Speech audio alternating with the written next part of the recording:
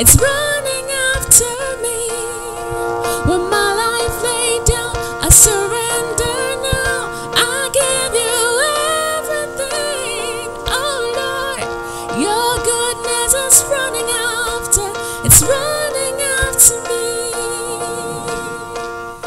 Your goodness is running after. It's running after me.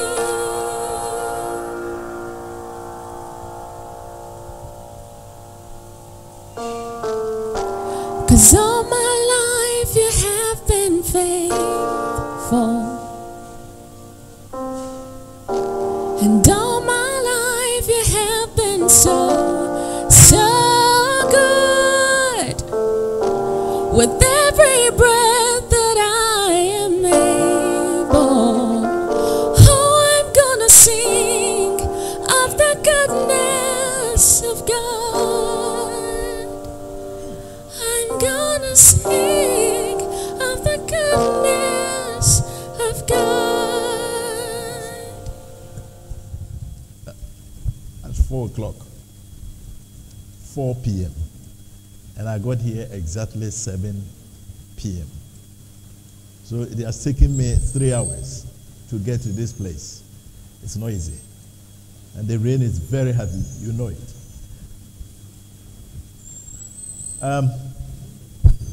Shall we bow our heads down for prayer? Our Father, we thank you this hour for this privilege to gather under your feet and learn something that will help us in future. We cannot do anything without you.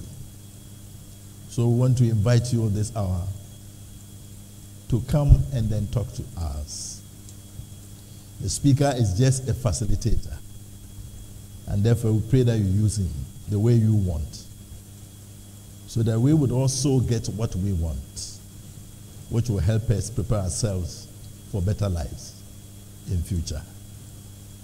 Thank you for an answered prayer. We have prayed in the name of our Lord Jesus Christ. Amen. I'm not an IT guru, but I am trying to do something. And you realize that along the line I'll be talking about digital mentorship. Meaning that if the young ones are very good at that, so if the old men are struggling, then the young ones will have to come in and then mentor them in that area.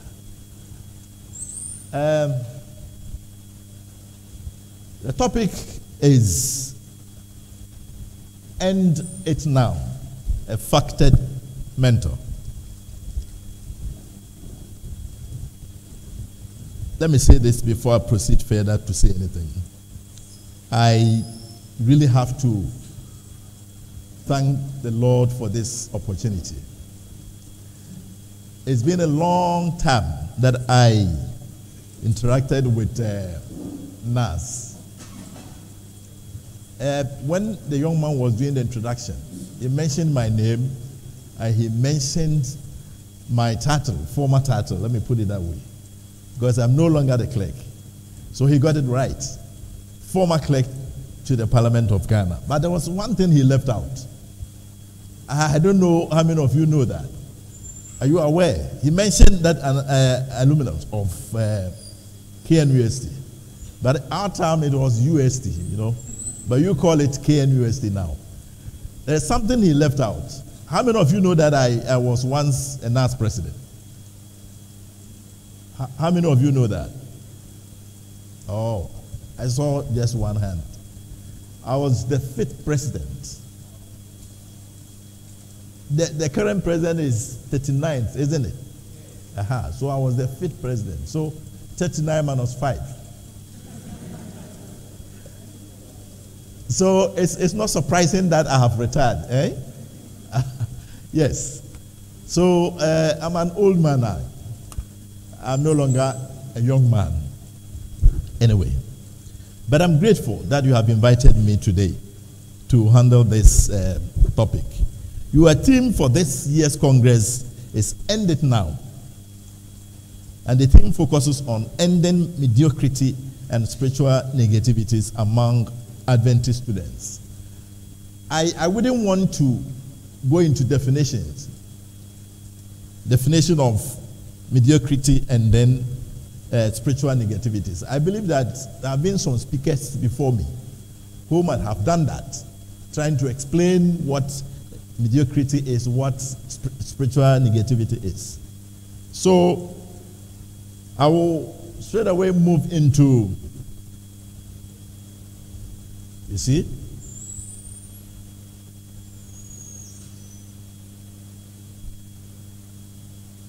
somebody's going to help me. I told you.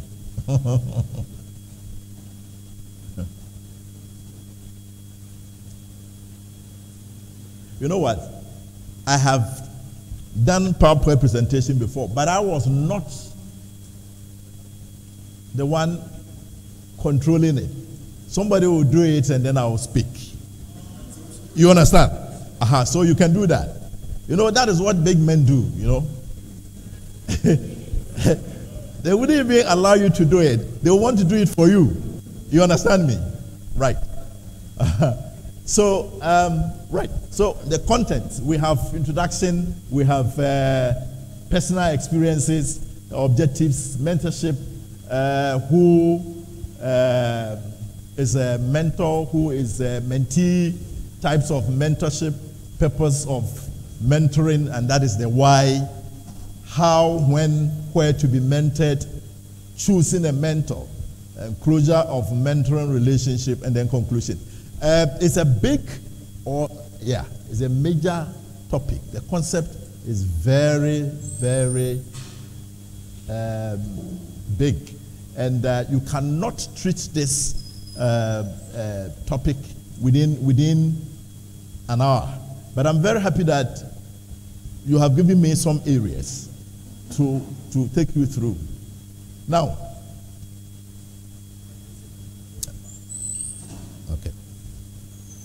okay, right. You can take your Bible and open at Ecclesiastes chapter 12, verse 1. I don't know whether the previous speakers have used this text.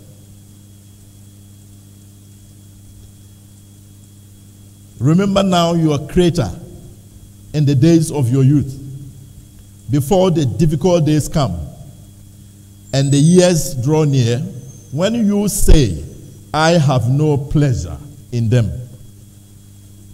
And just as the wise man admonishes the youth to remember their Creator in the days of their youth, NAS is admonishing its members to end mediocrity and spiritual negativity now, before they realize it's too late.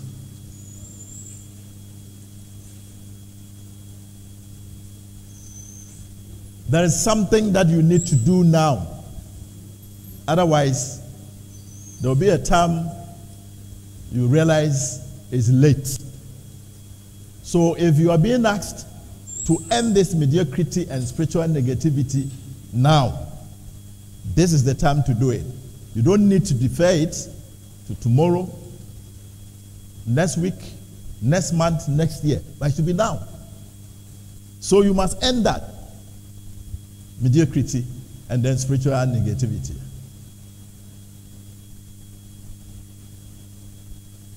Many young people have acquired education, skills, trying to build their capacity for independent lives. There are some who are also in the process of doing that. Some have done it already. They have acquired the skills, they have the education, they have built their capacity. There are some who are also in the process of doing that. And as the Ghanaian population grows, and as the world population grows, you realize that there are a number of people, many of young ones, coming in with skills. And all these people will want to seek job opportunities. And unfortunately, these job opportunities may not exist as you think. The opportunities, even if they exist, they are very few. So getting job these days in Ghana and even in the world is a difficult thing. It's not easy getting it. So you realize that it is indeed a struggle, a big struggle to do it, to get it. So you need to build yourself up, establish yourself for a better future. And this is the time to do it. If you don't do it now, if you don't start now, there will be a time that is late. So I'm saying that this is the time to build your spirituality by relying on God, who is the source of power, is the source of wisdom, he is the source of knowledge, and is the source of all endowments. And as you don't rely on yourself, you don't believe in yourself, you don't say you are in charge of your life, you are everything. You have the strength, you have the knowledge, you have wisdom, and you can do things on your own. The moment you think that, you have that thought, you put God aside. And to me, that is what I explain as spiritual negativities. You must know that you cannot do anything without your God. It is your God who created you. He gave you the brain to study. So if you want to do anything, you have to rely on him. But the moment you think that you are in charge of your life and everything about you, yes, you control it, there's a problem there. So you need to end that now, because it is only your God who can lead you to better lives. Now is the time also to seek counsel from very experienced people in the corporate world who can provide you with some guidance. And as you rely on them, and they are providing this guidance, then they will help you end this spirit of mediocrity. Because you will avoid, by so doing, you avoid average choices and then average life. Because the moment you don't seek guidance, you don't seek advice, and you want to rely on yourself to do everything, then I'm afraid you end up making average choices. And then you end up having average life. And once your choices are average and your lifestyle is also average, you cannot do much. And if there's any challenge that you have to face, you find it difficult meeting that challenge. So once you try and seek counsel from experienced people, you are trying to end the mediocrity. And that you have the power, the ability to meet the challenges that will confront you in the near future. Your success and accomplishments in the future largely depends on your understanding and appreciation of the future challenges and the way you prepare yourself now to face the challenges. Yes, you can't do much if you don't rely on others, if you don't seek advice from others, if you don't allow others to guide you. You can face the challenges in the future. You can do so by entering into a mentoring relationship with experienced people in academic, corporate, and then spiritual world.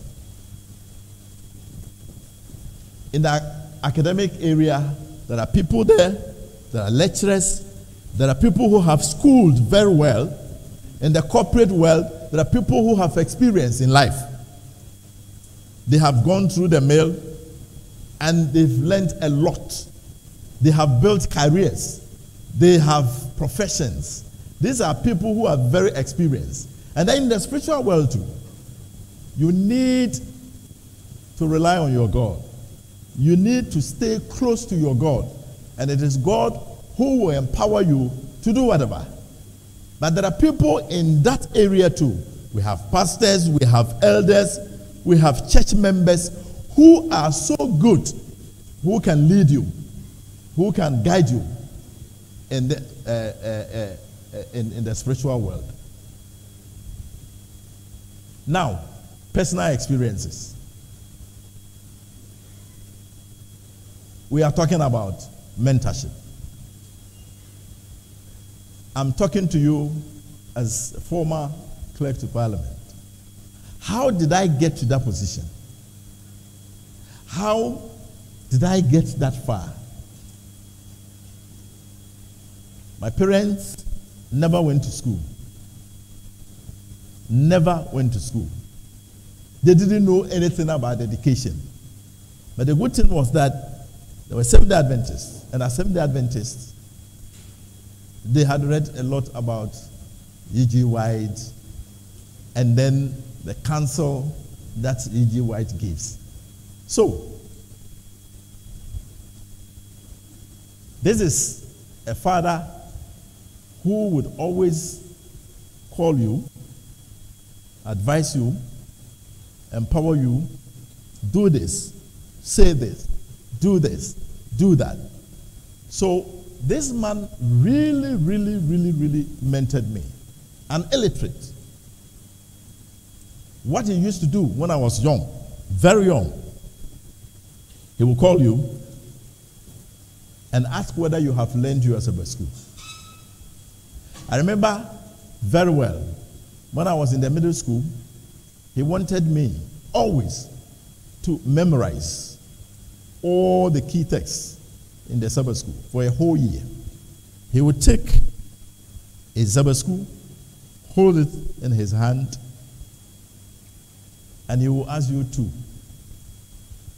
memorize, to tell him what you have learned. So as I was doing that, if I went wrong, he would tell me no, because you didn't do it well. You should have said it this way. You should have done it this way. This is a man who would always, he was a district elder, and he used to nurture churches. He would go with me. He would take me along. And as he was playing his role as an elder, he would ask me to play a role of a secretary. If he were the Sabbath school superintendent, because these were small churches that he was nurturing. He will, as Sabbath school superintendent, he will ask me to play the role of a Sabbath school secretary. And he always encouraged me. Where I was weak, he would tell me, no, don't worry, you can do it. Do your best. In the elementary school, that one is not here, but I will tell you, I had teachers who would always guide me, who would always mentor me. They will always advise me. You are good. You can do it. So try. I remember common entrance. I had to do common entrance.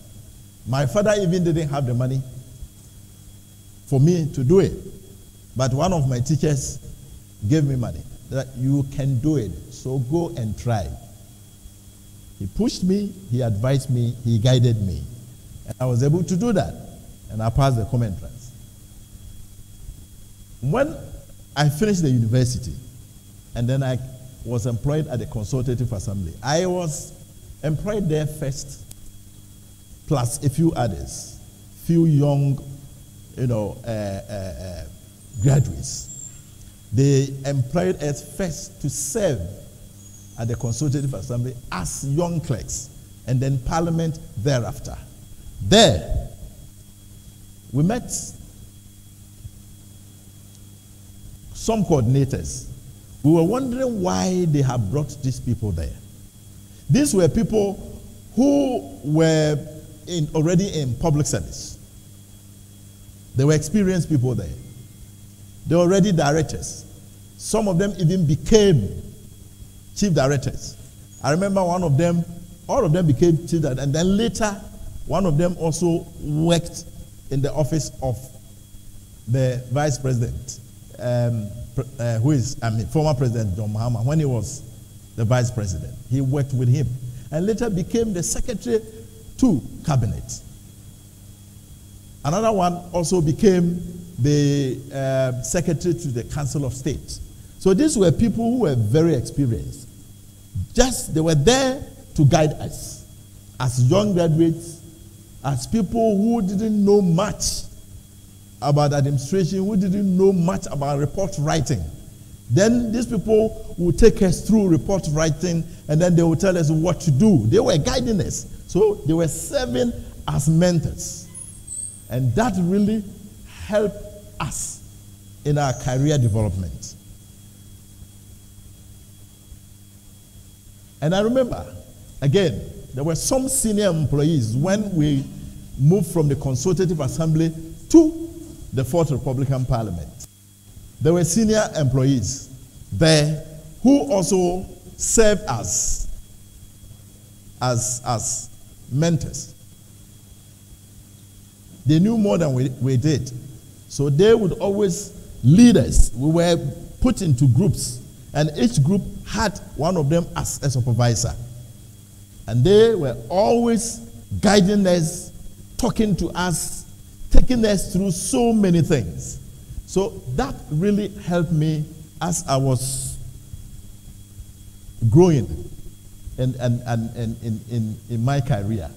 So it helped me to push me to the position of the CEO later. The mentorship that I had from them, the guidance that I had from them, really, really helped me. I got to this position. So it wasn't so difficult managing the place because I had been mentored by some people, experienced people. As I have already said, the topic is End It Now, a factored mentor.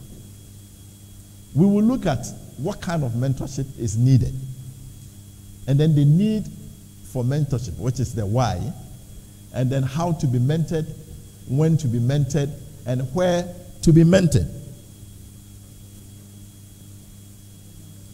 First of all, what is mentorship? Oh, sorry.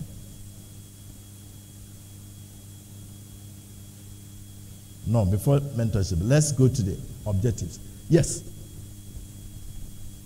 We have this there as the main objective, to help you, students, to understand the philosophy of mentorship, encompassing the what, the why, the how, and when to be mentored as young people. I remember very well the communication from you to me spelled out all this. So that is the main objective. Then there are other objectives. The first is to help students and young professionals to sense the need. I like that. To sense the need. And then to develop the skill and habit of seeking to be mentored and coached by experienced men and women in both the corporate and spiritual facets of their lives.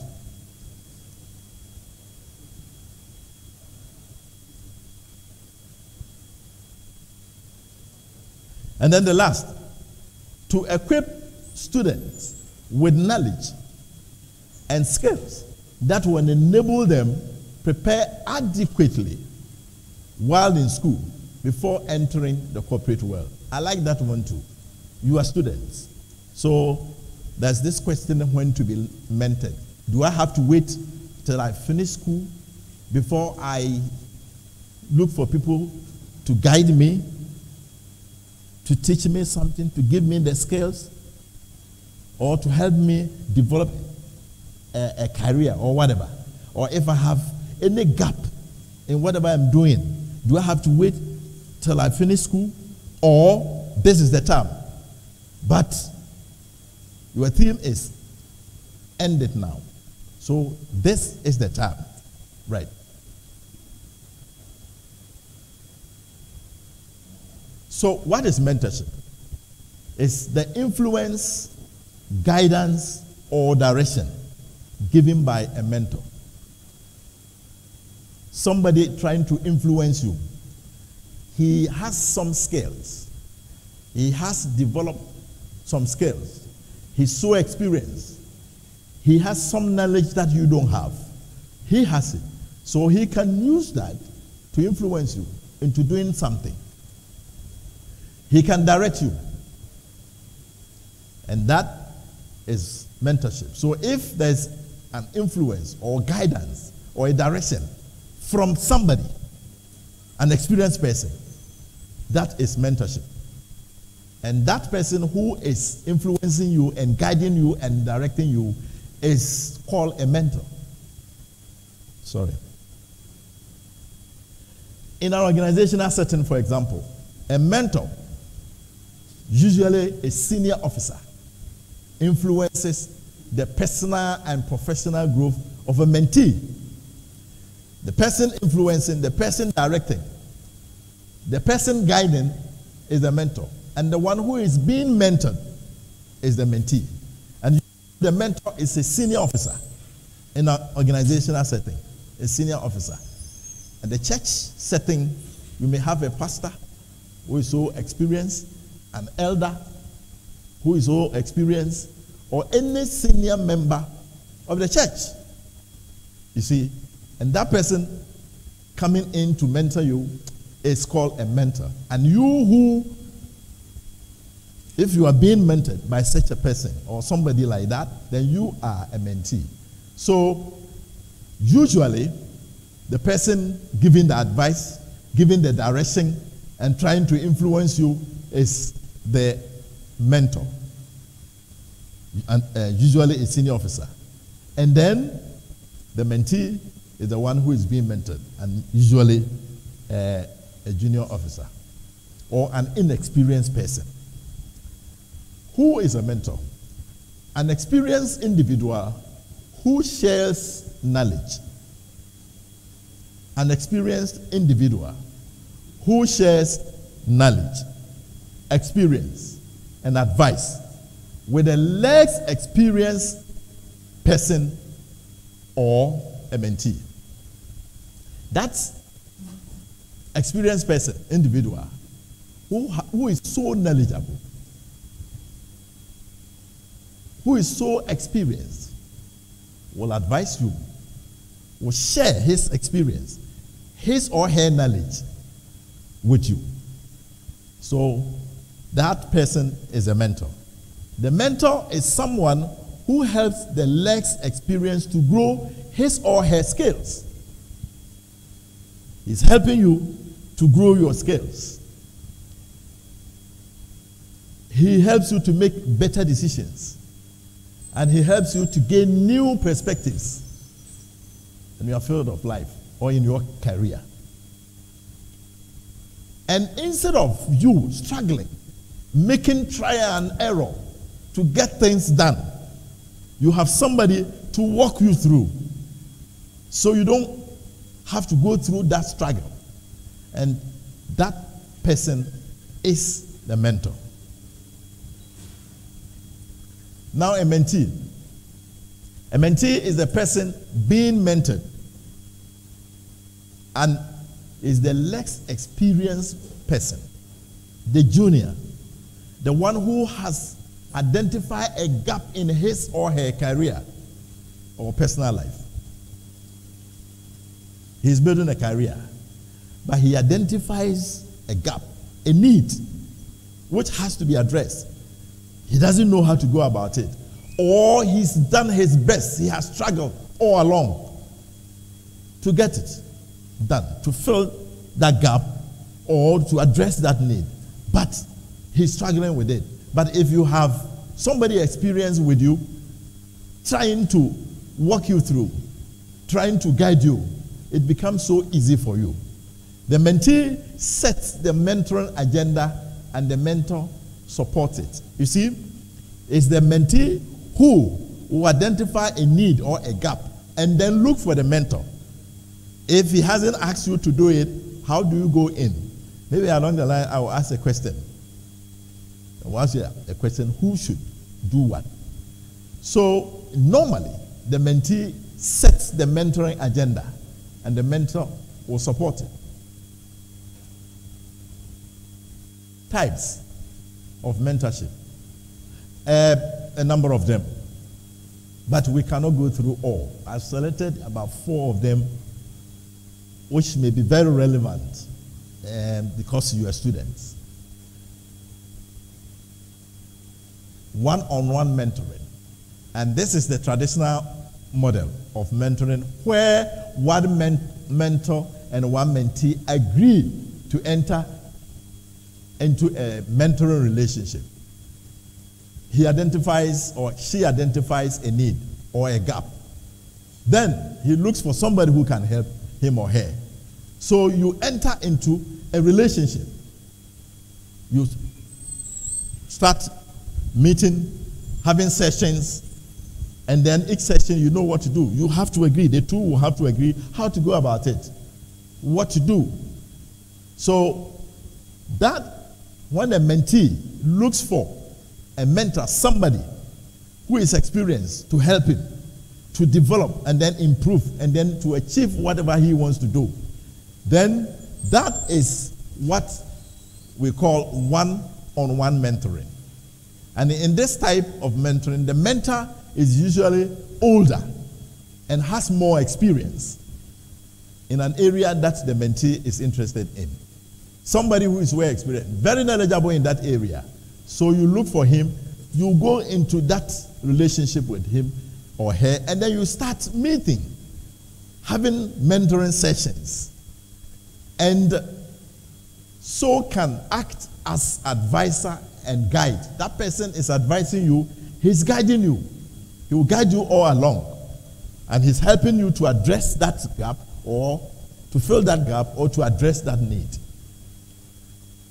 Now, when it comes to digital sharing, it could be ideal for younger employees to mentor older employees. That was what I was talking about.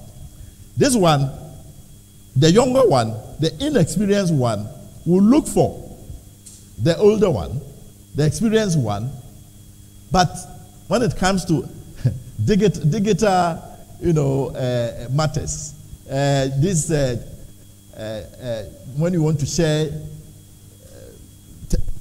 technology, it happened a moment ago when I didn't know what to do. He had to come in and then help. You see, you see the reverse. Reverse in the sense that these days the young ones are better than the old ones. The old ones, some of them cannot even push the mouse, right? But the young ones are good at that. So you find a younger person mentoring or guiding or helping an older person. So that also happens. So as students, I'm giving an example here. A lecturer, a professional who is well versed in an area, a lecturer in the university, a teacher, entering a relationship, mentoring relationship with a student, or a church elder, a church leader, or a pastor entering into a mentoring relationship with a student or a young church member. Right. Peer mentoring, as the word implies, peer. People of the same age, people of the same experience, similar experience. You will find them coming together and they're mentoring each other. They take turns. This one comes in this time as a mentor. The other person is a mentee. Then the mentee will, at another time, will also act as a mentor, and then the other one will then becomes a mentee. They are peers, and they are doing it together. And that really creates a formal support system, and then learning together, because They are peers, they are colleagues, and they understand each other. So they learn together, and then they hold one another accountable. You know, for example, student relationship. You see, it doesn't matter his of your age, you are in the same class, but you may find somebody who is your colleague, your peer, but you may find him well versed in some area, in doing certain things more than you can do. So why not? You can invite him, you can ask him to guide you, to advise you, to take you through something. So as you enter into that relationship, that kind of relationship is the peer mentoring. Team mentoring. Team. As students, you may group yourselves. You may find a number of you as mentees and a number of you as mentors. And then you meet. You have senior people also coming in to guide. They are also come in a group. They come in a group and they are mentors. And then you are mentees. And then you enter into that relationship and then you try to steady under their feet. And then this type of mentoring can help to promote diversity and inclusion. And it creates a space for a number of different people with different opinions and then perspectives to come together and learn from one another. And this is good for teamwork and eliminates any potential form of favoritism, because you are in a group. The mentor will not invite one mentee and then he finishes with him and then another one also comes in. No. But here, you are together. The mentors are together, the mentees are together, and then that relationship is there. And then you try to, steady under their feet.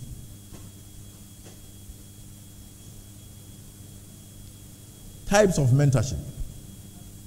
Again, this is one of them. Virtual mentoring. Virtual. We know it.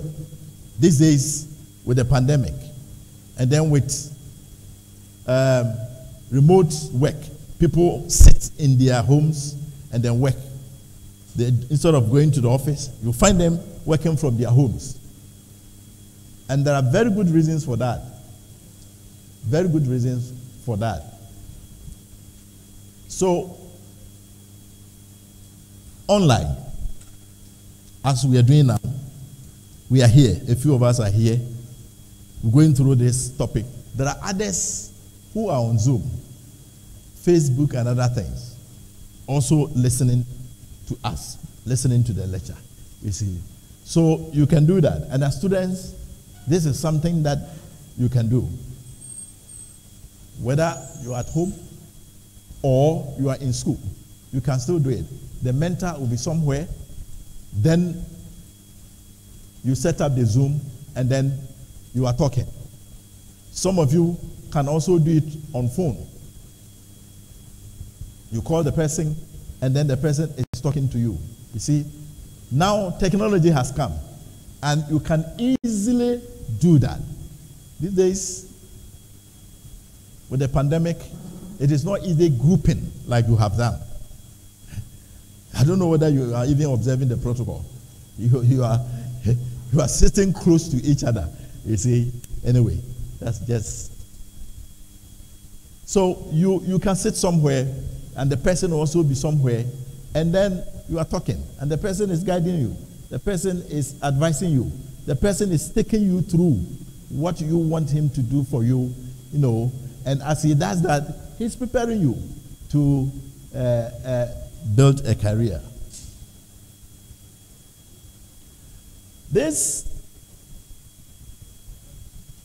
It might take some trial and error until you find the best type of mentoring for your people and your goals. But all of them will help contribute to a culture of learning and knowledge sharing. You see, it is not easy identifying which type of mentorship that will be useful to you. So sometimes you try this, it may not work. You try the other one, it works.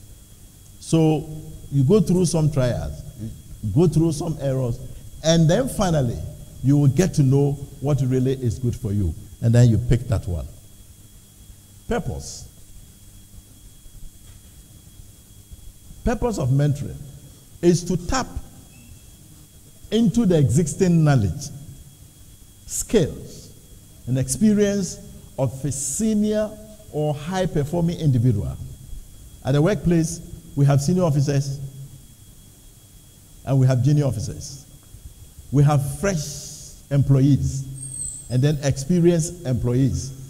At the church setting, you have pastors, you have elders who are seasoned, and you have fresh church members, young ones. And there are some maybe, adults, all right, but before they get, they get converted and they don't know much about the church, the principles or beliefs of the church.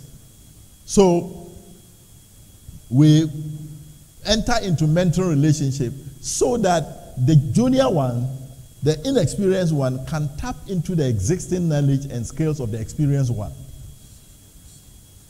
The experienced one will transfer the skills that he or she has acquired to the other person, so that the person, by so doing, he helps the other person to advance his career. Mentoring connects an individual who has a lot of knowledge and experience with someone who hasn't gained the same knowledge or experience. The mentee, who is usually the inexperienced one, having someone who knows more than himself or herself, will then share.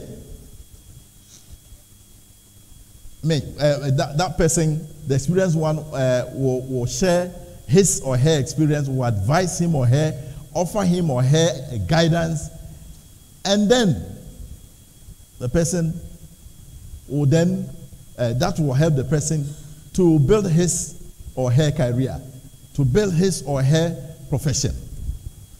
In the spiritual area, there are certain people in the church who don't know much about the principles of the church, the beliefs of the church. They don't even know how to relate to their God. But you have these experienced people, elders, pastors around to help you. Sometimes you're trying to do something, you cannot do it. You can come before an elder, look for an elder or a pastor, and you tell him or her, you tell him, pastor or elder, I have this problem. I want to be this. I want to do that. I want to do that, but I cannot do it. I don't know what to do. There's this experience that we had recently. At church, somebody gave a story, and the story was about a church member who wanted to be a very good preacher. So he went to a preacher, somebody he knows very well, who is a preacher, to help him to preach. So the person, the Seventh-day Adventist Church, actually, I've forgotten the name, but is one of these pioneers. And the person wanted to be a preacher, a very good preacher. So he went to the other man, who is a good preacher. Can you help me learn how to preach? Then the person sat him down. Okay, go take this topic, go and prepare on the topic, come and preach. So he sat down, and then he also stood before him, started talking.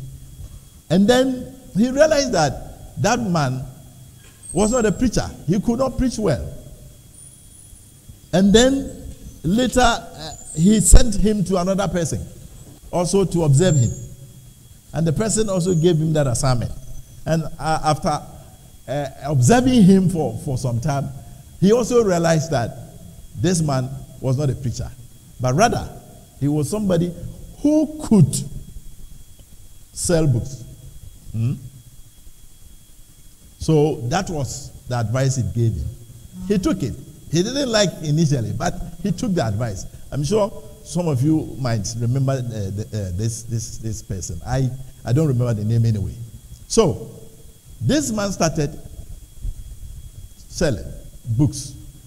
And he was one of the pioneers of booksellers in the Seventh-day Adventist Church. They helped spread the Seventh-day Adventist beliefs. So sometimes you think you want to do this, but that is really not your area. And you have experienced church members, experienced pastors, experienced elders there to guide you, to tell you what you can do and what you cannot do. They take you through some processes, some mentoring relationship, and at the end of the relationship, you realize whether you're a preacher or not, whether you can be a church leader or not. There are some people who cannot lead churches. There are people who can be the deacons, who can be singers, and who can be teachers, but not leaders. So all these experienced ones are there to help you. So that is a purpose of mentoring. Teaching others is the best way mentors become more competent as leaders and as communicators, as they guide and help rising talent. You see, the more you do that, the more you build yourself up as a mentor. You are teaching others. You are showing them the way. You are advising them. You are trying to influence them. And the more you do that, the more competent you become as a leader and as a communicator and as whatever. So it's important that we enter into this kind of relationship with others. And as we do that, it will help us in whatever we do. How to be mentored. You see, when the relationship is built, how do you go about it? The person has come with a need that has to be addressed. The person has come with a gap that has to be filled. How do you do it? He has identified you.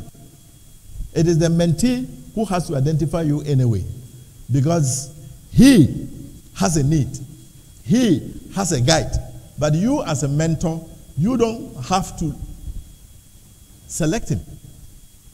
So he has come with a need. As you meet with him or her during mentoring sessions, there are certain things that you have to do to help the person. The first meeting, you have to make some introductions. He must know you. You must also know him very well. You must know the person who is with you, who has come with that need. So introductions. And then, as the person is talking, you have to listen very well. You must be an active listener and then listen with compassion, because he has a problem. He wants you to help him address it. So you have to listen very attentively so you can help him or her. You ask questions along. Sometimes the person comes with a problem. He cannot even explain it too well.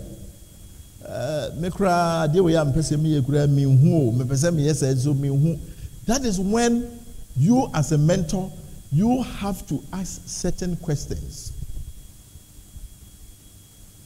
So the questions will tell you or will help you confirm the need that he has come with. If it is rather, it's not the case, but something else, questions will help you to address that. You must dig deep into his or her issue.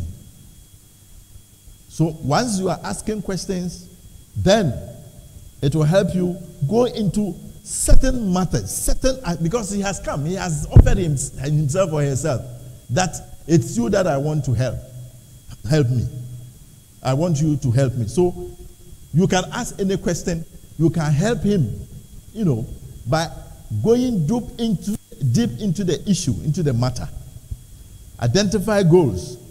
You see, before you can address the need of a mentor, mentee, you need to put some goals before you. The person will want to address a need. He has a gap to fill. And therefore, you must, in your meetings, you must put something before you. What do you want to achieve at the end of the relationship? So you identify a goal. The goals can be so many, depending on the time that is available to both of you. And then the goals that you are identifying should be SMART. Here, what we mean by SMART, I'm sure you know, is the goal should be specific, and the goal should be something that can be measured, something that is achievable, something that is reliable, and it should be time-bound. You don't do something forever. You must end at a point. So it should be time-bound. So the mentor will have to help the mentee to get all this done before you start, addressing issues. Share ideas. Whatever idea that you have. When I started the presentation, I started talking about what happened when I was young, when I was schooling. When I got to the Consultative Assembly, what happened there? When I got to Parliament, what happened there? You see? So you share all these stories and all these ideas with the mentee, because he has come to you. He knows that you are the one who can help him or her. So he has come, and he values your opinion. And therefore, share whatever idea that you have which will help address his or her need. And you offer encouragement all along. Try to encourage him or her. It shall be well. You can do it. Don't worry. Yes, there are difficulties, but don't worry. You tell him or her, I also had this similar, I had a similar problem, but I was able to go through it. This is how I did it. So you can also do it this way. So as students, when you want to address a need, you want to fill a gap, if you want to build a career and you don't know what to do, and you look for somebody, a mentor, to help you do that, you go through all this with that person. The person leading. And if there's any question that you need to ask, please ask. And the person will help you. So as the mentor is having sessions with you, he will offer encouragement, and then he will inspire you. He will inspire you. Where there are difficulties, where there are challenges, he will give you the assurance that, oh, it's possible. It shall be well. So don't get... when to be mentored? Yes. Mentoring is used or begins when someone is new to an organization. The person is new. He has just been employed in an organization. He doesn't even know the work culture of that organization. He doesn't know how the employees there do things. He has been given an assignment. He doesn't even know how to go about the assignment. It might appear so new to him or her. So you need somebody, an experienced person, to take you through. That is why we have various departments in organizations. And we have heads of organization, heads of department in the organization. These people are all there to provide that, mentorship. So in the church setting, somebody comes, he's so fresh. So fresh. He doesn't know much about the church. But he wants to do something as a church member. What happens? So when the person is new, when the person realizes a gap, when the person realizes a need, that is when this process begins. Quickly, you must find somebody to help you address it. For students, mentoring can begin whilst in school. That is why I'm very happy with your theme now. So whilst in school, you don't have to wait till you come out of school. By the time you come out of school, it may be late. That is why I gave you that quotation. Right? That's why I gave you that quotation. So you can do so whilst you are in school. Students may not have to wait until you leave school. The truth is, jobs may not be available. Even if they are available, limited positions. And there are so many people competing for it. The competition is so keen, and it becomes so difficult for you to get it. So you have to prepare yourself. So whilst in school, when you have not finished, you start looking for somebody to guide you, to influence your life, to advise you, to walk you through. I told you when I was in school, at that level, at that stage, at the elementary school stage, at the secondary school stage, even though I didn't know what I was doing, I didn't know anything about mentoring, but definitely I would look for somebody who knew better than I did to help me. So that prepares you. I've told you that what my father did for me, somebody who had never been to school, what he did for me prepared me for leadership in future. So whilst you are in school, you start, looking for somebody to help you. The mentor will help you, then the learner, to develop your understanding quickly. If you want to do it, you can help yourself, of course. You can learn. You can take a book and read, and read, and read, and read, and you do the trial and error. But it may not help you. But if you have an experienced person influencing you, guiding you, advising you, your understanding is so quick. You get it so quick. Something about your field of study. Students, sometimes you go to a university, you don't even know what to do. Sometimes, I don't know whether the university are still doing the minor and the major. Do you still do that? Right. Those days, something major, and then a minor in this. You may be confronted with, first of all, you go and you are given three subjects, 3 areas as a first year student. And as you proceed, as you go along, you decide which one to take. Sometimes you don't even know how to do it. You may think that your interest is in this one. You may think that, yes, this is what can help you in future. But that may not be the case. So you need somebody to guide you. And as you meet with the person will be asking questions. Why do you want to be this? Why do you want to do that? Have you tried this one? Have you tried that? And then as you talk, as you discuss, it will come up. Then you will know what you can do.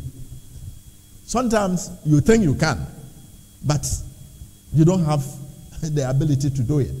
So the mentor will put things before you, and then you will realize for yourself whether you can really do this course or not.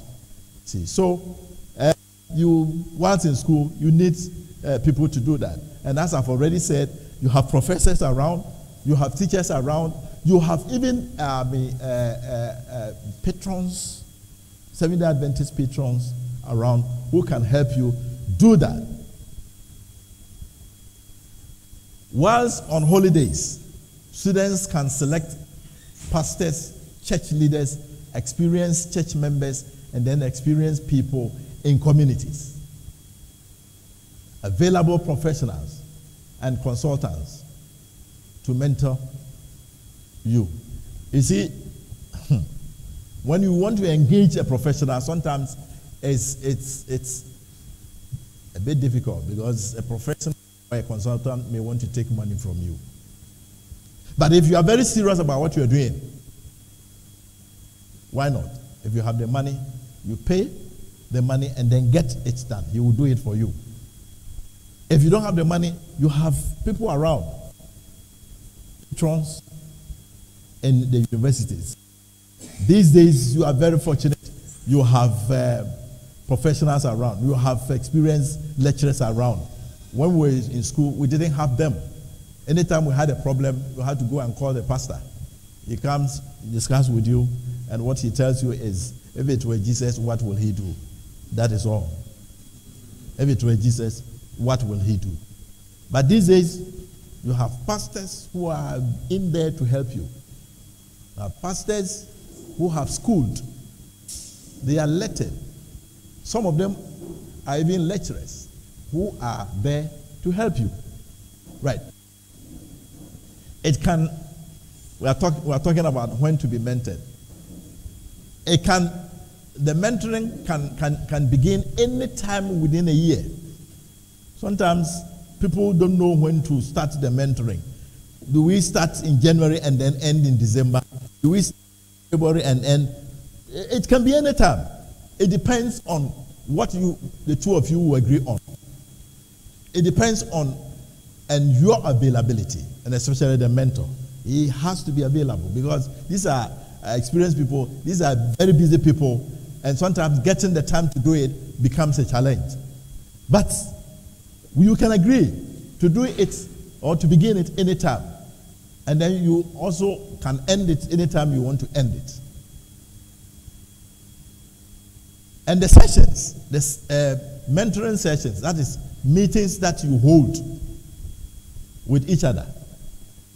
Or if you are a mentee, the meeting you hold with your mentor, or the meeting the mentor holds with the mentee, can take place in a day, as the two of you will agree on. Early morning, midday, in the evening, when the man has closed from work, if that is the time that he will have time to do it for you. If you're also available at that time, fine. Why not? So you meet. In the university, lecturers are there, senior students are there who want to help you. What time can they meet you? Is it in the morning? Is it in the afternoon? Is it in the evening? Is it in the night when you have got up and you are studying? Is that the time that you want to meet? Fine. It's the two of you who will have to decide. And then mentoring relationship tend to be long term. It may last for a year or two or longer.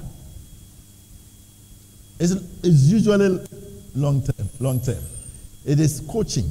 There is a difference between coaching and then mentoring. The coaching is one performance. It's somebody is already in a profession and then he is performing something, so he wants somebody to coach him or her to be able to perform well. But in the area of mentoring is you are building a career, and the person is just guiding you to build your own career. He doesn't have to force the thing on you. You should understand what he's giving you. If you have a problem, you can disagree with him, you can ask questions. And the mentor's role is to guide you to build a career, is to guide you to acquire the skill, is to guide you to acquire the knowledge. And it takes some time. The coaching may take a few days, but mentoring can take long. The coaching can take, a month, a quarter, or 6 months. But when it comes to mentoring, it's long term. Long term, 6 months minimum, 1 year, 2 years, because you are building a relationship and the person is helping you to develop a career, to build a skill. You see, so that is the difference between mentoring and then coaching. So it can last for a year or two or more. Where to be mentored? For students, mentoring can take place in school. Where? We are looking at where. It can take place in school. So you don't have to wait for you to come home and look for somebody to do it. So if you are not at home, no mentoring. Is that it? You can have it whilst in school. I have given you types of mentoring. The one-on-one, a junior person, or inexperienced person, trying to looking for an experienced person to help him or her. So if you can find that person whilst in school, why not?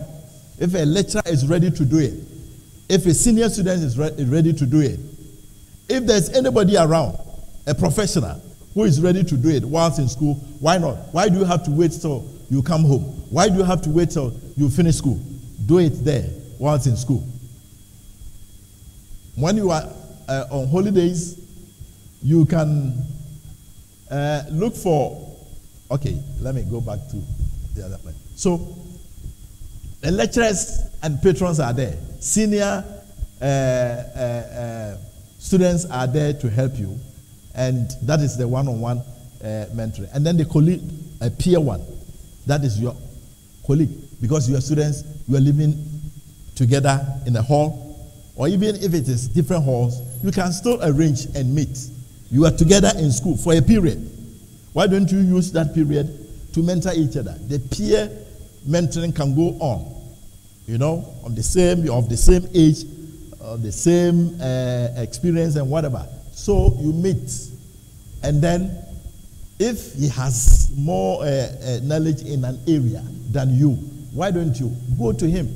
There are some people who wouldn't even want to go to their own colleagues for help, because he's my mate. Why should I go to him? But if you think that he knows something better than you, why not go to him or her? I remember when I was in secondary school, there was this guy, a mate of mine. He was a big boy. When he came to school, he was already big, and he had beard, you know, and you always see him with his books in the armpits like this, and then he will go and hide somewhere, either behind the science lab or somewhere else. Anytime he wanted to study, he wouldn't want anybody to see him study. He appeared to be brilliant from the beginning, but finally he didn't do well. Why? Because he was relying on his strength, on his knowledge, his ability. He thought that he didn't need anything from any other person. It doesn't help. So your own colleagues can help. So in school, you can do it. In school, don't wait for you to come home. Whilst on holidays, that is when you have come home to, the pastors are there, church leaders are there, senior church members are there, you have professionals around, you have consultants around in the community, experienced people in the community, available professionals. They are there to help. Why don't you look for them to help you? Mentoring may take place at any convenient place, agreed to by both mentor and the mentee. It can be in the lecture room, it can be in the office, it can be in the church building, it can be at home, any public place, wherever you want to meet. That is why, you see, I'm giving you all this because it won't be nice for somebody to say, oh, where can we meet? Where at all can we meet? When at all can we meet? And because we don't know where to meet, when to meet, we can't do it. We can't, have that relationship. We cannot ask somebody else to help us. You can always do it wherever you are. Whether you are at school or you are at home, you can do it. Mentoring sessions can take place on Zoom. Again, on Zoom. On Zoom. Even on telephone. You arrange. This time I will call you, and this is what we are going to look at. So maybe go and prepare on this before we start talking. And then you go and prepare. So that will really facilitate the discussion. You see. And then you call him on phone, and then maybe 30 minutes may be too long. But if you are serious about things, you don't mind even spending 30 minutes on phone to get what you want to get. You see. So on phone, you can do that. There's so many means of getting it done these days. You don't need to be present physically before mentoring can take place. Mentoring sessions organized in secret places, especially between the opposite sexes, must be avoided. This one is very important. You have a need. You want somebody to address your need for you. You have a gap to fill. You want somebody to help you build a career. Then it turns into something else. That this does not also mean that if the only person who can help you is a woman, it doesn't mean that you cannot look for him or her. But you need to be very careful. so that it doesn't turn into something else. Otherwise, you will not achieve your objective. You will not achieve your goal. The purpose for which you are meeting, you will not achieve it. It becomes something else. And I know when it's something else, you know what can come out of that. Sometimes, ladies, that even truncates your academic pursuits. There are some who want to go back home, deliver, and then come back. Yes, you can do that, because I remember when we were in the university, there was this lady who was already married, a mate of mine. At the point she was pregnant. We all saw her pregnant. So she had to go back to deliver and then nurture the child. So we finished before her. You see what happened? We finished before her. Men, you can say that, well, we are men. Or even if the unfortunate happens, it is the woman. But me, I can go. I can continue. Yeah, that is true.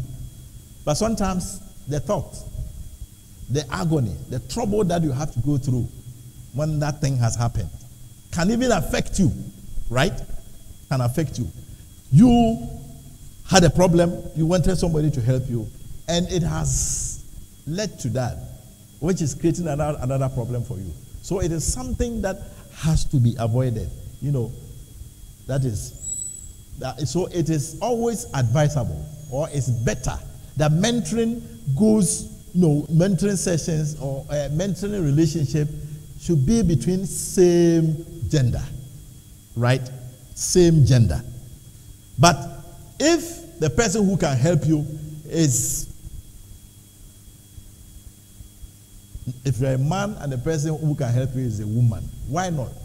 You can still engage him or her as your mentor, but you need to be very careful. Yes. How do you choose a mentor? You have a need. You have a gap that has to be addressed. So you look around, looking for somebody who can really help you. And then you identify somebody. Here I'm talking about you, the mentee, the less, the junior one, or the less experienced person. You get the person with experience. This is somebody who can help me. So you meet him or her. Tell him or her, this is the problem I have. I want to build this career. I don't know how to go about it. Yes, I'm in this career, but I have a challenge, I have a problem that has to be addressed. And I think that you are the one to do it. I want to be a better preacher. I want to be a good speaker. I want to be a very good writer, report writer, but I don't know how to go about it. I write, and then the comments on my report is so bad, I'm getting so frustrated. So what do? And you are the person I think can help me. So you engage the person, and then in the conversation, you tell him or her what you want him or her to do for you. Then you ask whether the person can make time, maybe one hour in a day, or maybe 1 hour in a week, or maybe 1 hour in 2 weeks, maybe 2 hours in a month. It all depends on the person's availability. If the person is available, okay, I'm available, but I want us to meet once in a week. Because what we have to discuss is so big, and we will need time. We will have to have a number of sessions. So we need to meet frequently. And therefore, I can meet you once in a week, can meet you once in 2 weeks, once in a month. That is how to do it. Here, it's always advisable for the mentee to choose the mentor, because you have a need, you have a problem, and you want somebody to help you. You have looked around. This is the one who can help me. Sometimes to an organization or an institution or a corporate body or a church can organize a structured mentorship program where potential mentors and mentees are paired. And I've given an example here. Sextac. Sextac is Sakumono Estate SDA Church. That is where I worship. And here, it is the church or the institution that is leading, that is supervising, that is authorizing. Whatever will be done there is authorized by the church. And therefore, the church is involved. It is the institution is involved. The chief executive and the rest are all involved because there is a purpose for it. They want to achieve a purpose. People have come, they are so fresh. And we need to walk them through, what we do in their institution. And therefore, you try and look for people, experienced employees, so that they can mentor less experienced ones, or the fresh ones. In the church too.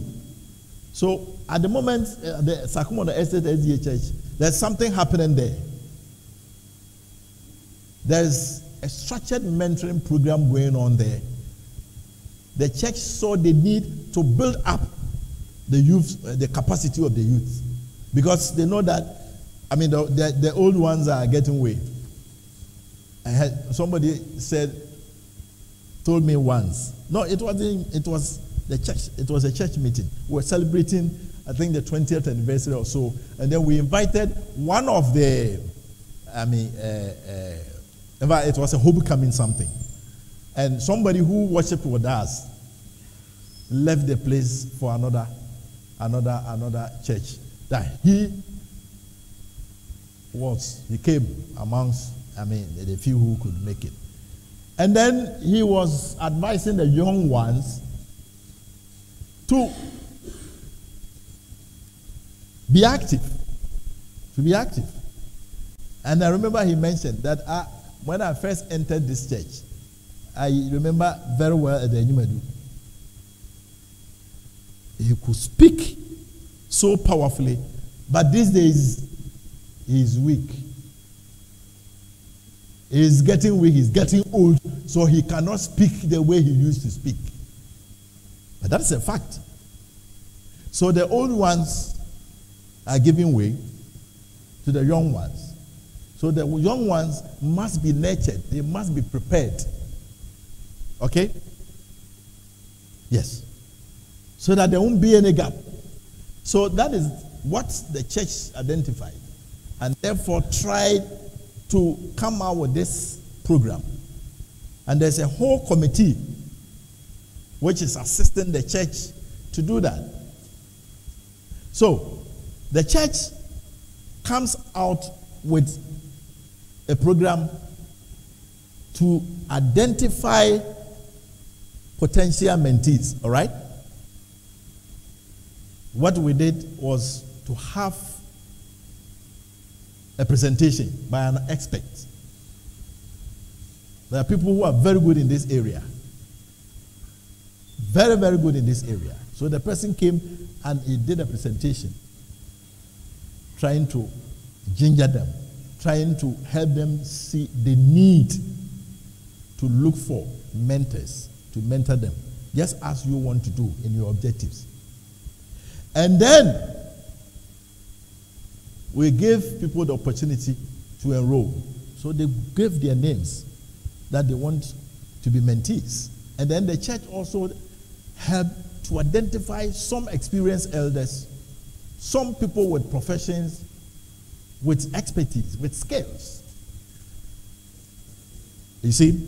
And then where we are at a stage where the church together with the committee, the mentoring committee, will do the matching. So in an institution, you can do a thing like that. Instead of somebody looking for a mentor, the organization can look for mentors for the mentees, for the young ones. That can also be done. And now, closure of mentoring relationship. You will meet for a purpose.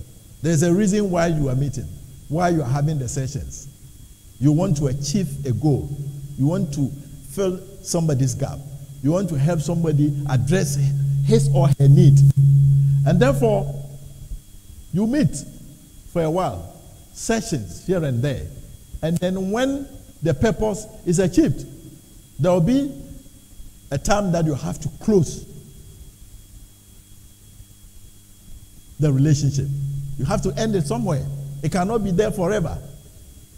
You see, when the initial goals of the mentorship has been attained, then you have to graduate and move on. That is it. You end it. And when it is ended, it should end well. Because somebody sometimes will do it for you without taking money. There are some who may want to take money. Even those who took money from you, at least it will be very nice for you to tell the person, thank you for your time. So you have to end it well. And when you are ending it, the mentee should remember to thank the mentor for the knowledge and time provided. And the mentor to remember to thank the mentee for his or her cooperation. Then you end it there. This is very important. In the ensuing years, the mentee must communicate his or her career progression to the mentor. Why? Because a mentoring relationship often evolves into a long-term professional friendship, even though a mentee must not hold on to the mentor forever. You don't have to hold on to the mentor forever. Yes, you are in a relationship which never ends. No, it should end. But professional friendship, because the person has helped you develop a profession, to develop what? A career. So if you are in touch with that person, you don't know. He may promote you somewhere. When he gets some business, if he is called upon to do something which will bring him or her some money, he will remember you. Because you have built a career and he knows you. He mentored you, so he knows that you are capable.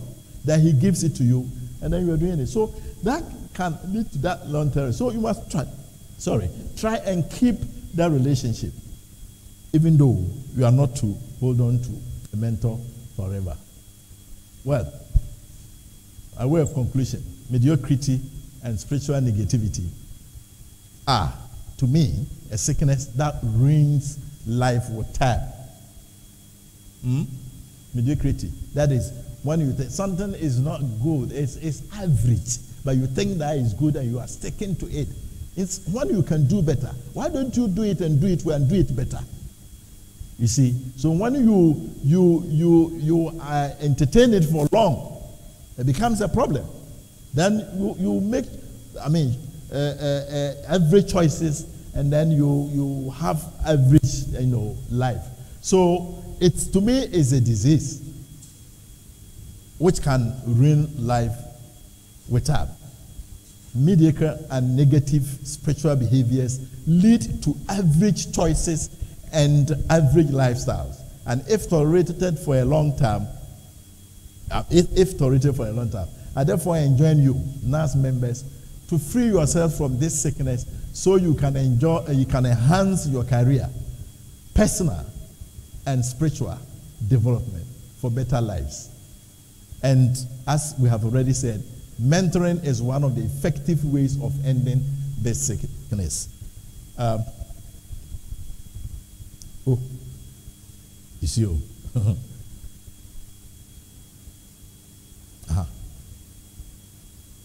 So we've come to the end of the presentation. You see, during the time of presentation, you cannot say everything, but the questions that will come will also unearth so many things. So if you have any question, any contribution, please, you can bring them.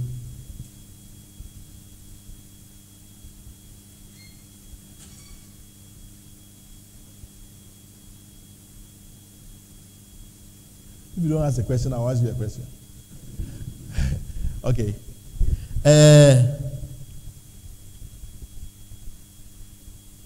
You want to do a course. You are in the university. You want to do a certain course. Your father, who is taking care of you, wants you to do something else. Maybe you want to do geography. Your father wants you to do political science. What will you do? What will you do? Is the question clear? Yes. You want to do geography. Your father wants you to do political science in the university. What will you do?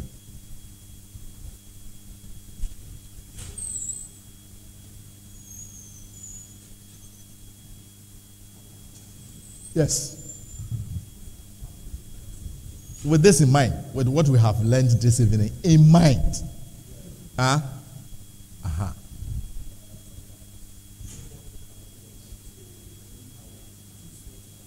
Can you speak louder?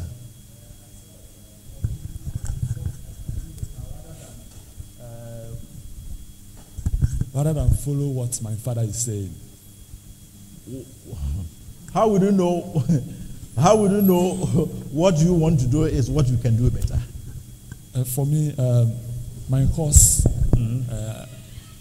When I'm about to go to university, my dad told me that I should. Some of my family members told me that I should go to College of Education, and then I said that no, I want to do a computer accounting because that's my field. So I feel that I can do that better rather than.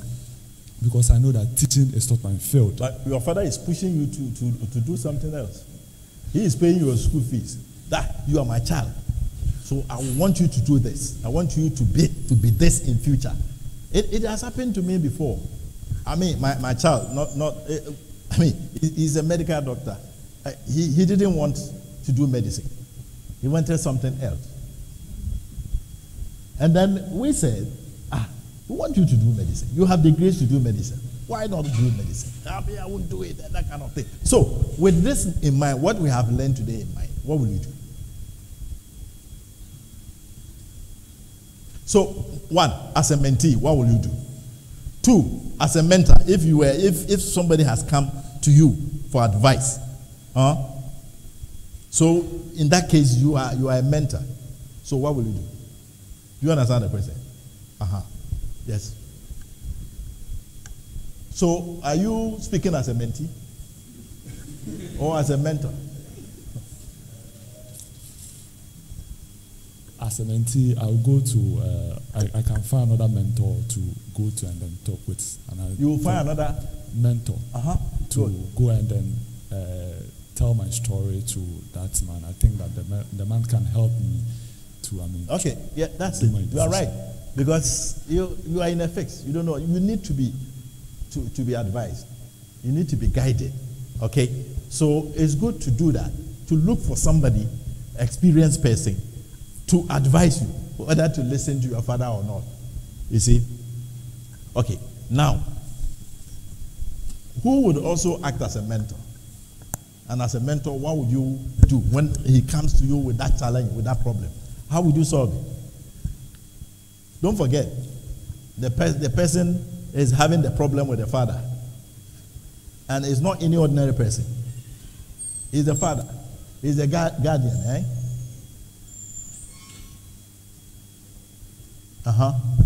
Yes. I will first ask questions, the mentee. And the question that the mentee is going to answer will help me to know whether it is the field or not. If I get to know of that, I will invite the father to also come, and I will try to explain certain things to him to understand. Because won't you listen to the father first?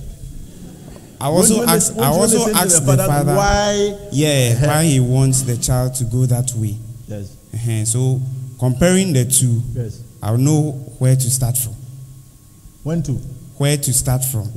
Yeah. So after listening to the father, yes, after listening to the father, you have already listened to the mentee. Yes. And then you have listened to the father too. Yes. So what will you do as a mentor? What will you recommend? Okay. Everything lies on the mentee, yes, not the father. It looks as if it's like the father wants to impose certain things on the mentee. Meanwhile, it's the mentee who who will be going to undertake that training to, identify his career. Yes. So for that matter, I'll try to explain certain things to the father to see that in this case, everything is centered on the mentee, not the father. So if you cooperate and then help. But she said something, this is what I can do. Yes. But you should be able to convince the father that this is what I can do, but I cannot do what you want me to do. Yeah? How do you convince? That is the mentee anyway. Yeah. You get my point. Initially you said. And again, when there's a challenge, sometimes you have a problem. You may not even be an expert in the areas. All right? But he comes. He sees you. He or she sees you as an experienced person in the church, in the organization, as a senior student who can help. And the senior student or the experienced person may not have the expertise in all these areas. So when it should happen that way, what will you do? You see, what you should understand is that the mentor does not impose anything on the mentee. You are only guiding the mentee to develop a career, to fill the gap, to do it. Don't force anything on him or her. You are only guiding. So you have to advise, as you are saying, you advise the mentee, you can go to the father and talk to him. And if you have a challenge also in advising the father, because you may not have knowledge or the expertise in the areas. So what happens? Yeah, thank you. Okay, that's what I want to add there. It's like believe in yourself. Yes. So asking the mentee, he have already told you that he believes in his or herself that he can do that. Yes. So I think if only my memory serves me right, I heard it in the presentation. Yes. So you base on that and explain it to the father to understand. Okay. And I think it can work from that side. Yes. You see, so when there's a challenge, you yourself, as a mentee, as a mentor, you have a challenge. What will you do? You are not an expert in all the areas. Maybe you know about political science, but not geography. So what will you do?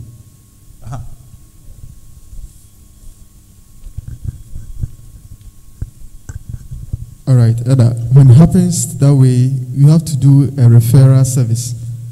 Referral service is you not in that aspect telling the one who has come to you to a different person to help in that regard. Yes, so that is what you are supposed to do. Yes, as a mentor, if you are mentoring somebody and you are confronted with a problem, something that you don't know, if you don't know it, let the person, the mentee, know you don't know it. And therefore, refer the person to another person who is good in that area also to come in. You can do that. And then when the person comes in to finish whatever he's doing, then you can proceed further. All right? You see, my own junior brother, somebody who saw me as his mentor, he was young.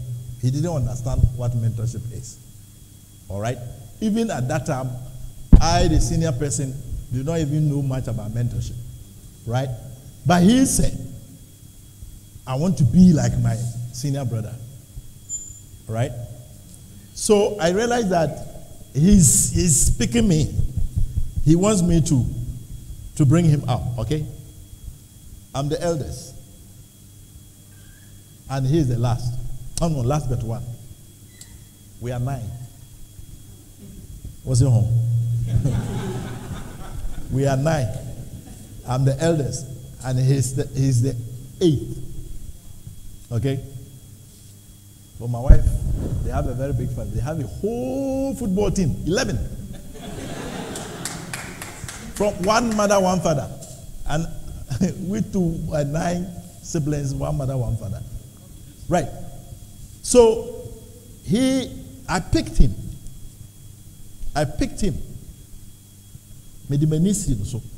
And indeed, it helped him.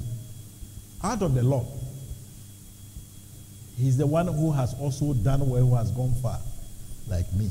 He's a lecturer in the university. Okay?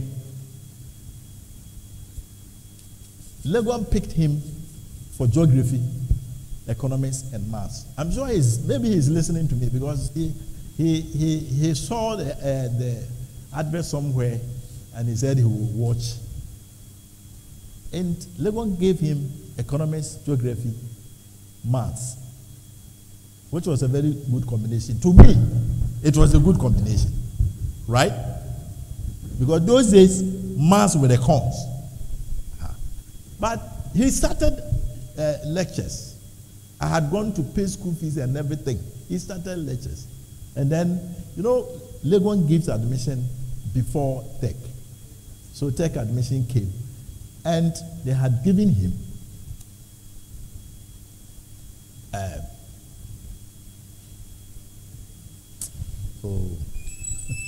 why?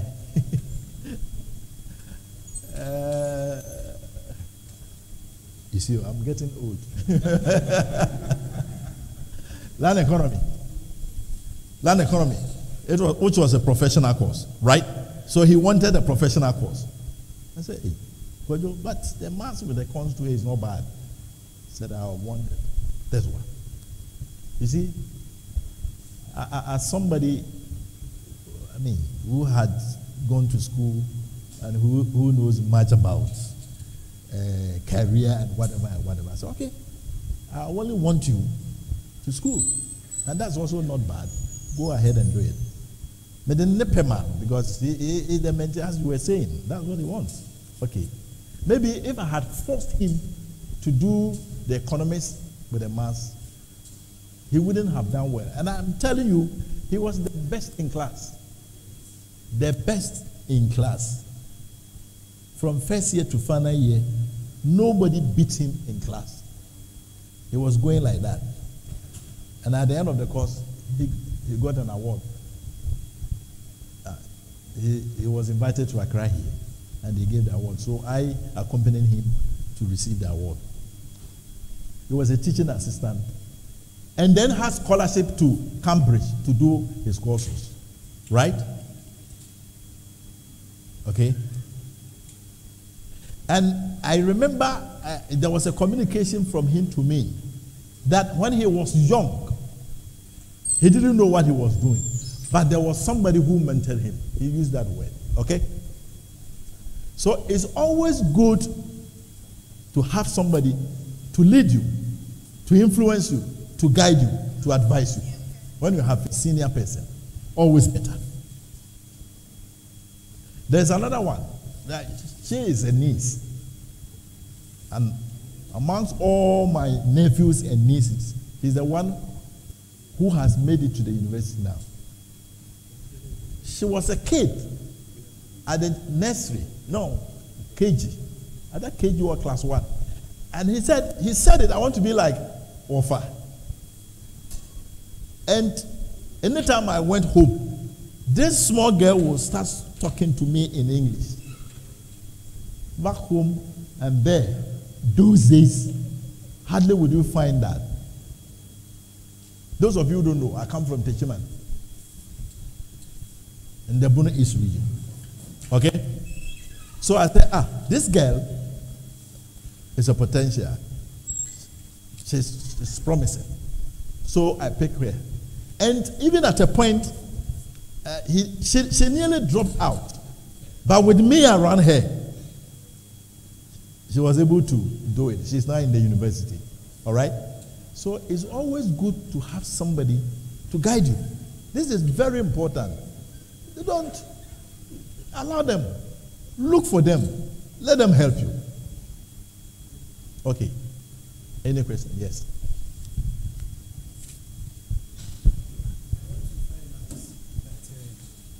The 19th century experience is different from the 21st century experience. Sure. So with this, I want to know whether any experience of a mentor is good for guidance or for mentorship.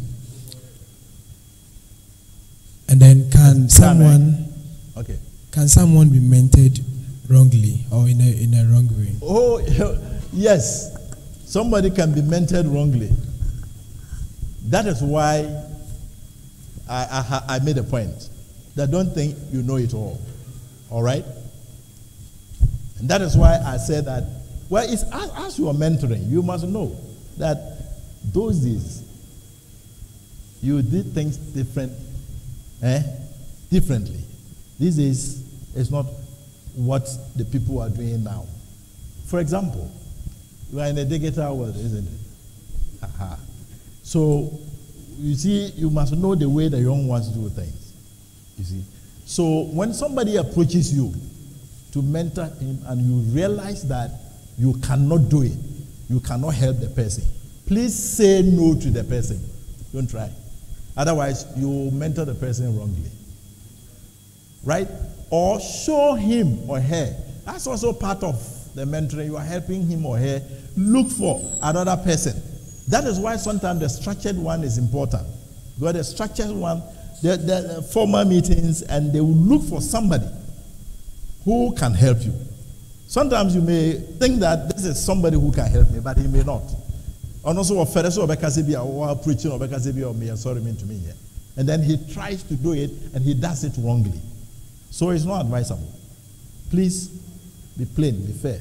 Don't play God. Don't think that you can do what God can do. Do what you can, what you cannot. Please tell. Be truthful. Have I answered your question? Right.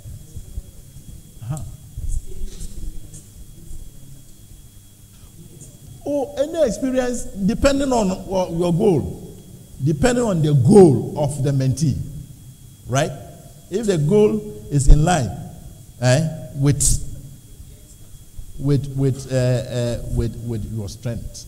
For example, I have said it. I mean, you must know your strength. For example, if you ask me to mentor somebody in ICT, okay? I'm an experienced person. I've been a chief executive, and I used to do presentations, but you see, I was struggling with this. So I don't call myself a very good, I don't have knowledge in that area. You see, so the experience that I have in that is not enough. It's not good for yours. Okay? So I won't venture. Does that also answer the question? Okay. I'm told time is up, but maybe we can allow one more question. All right. Okay, thank you for your attention.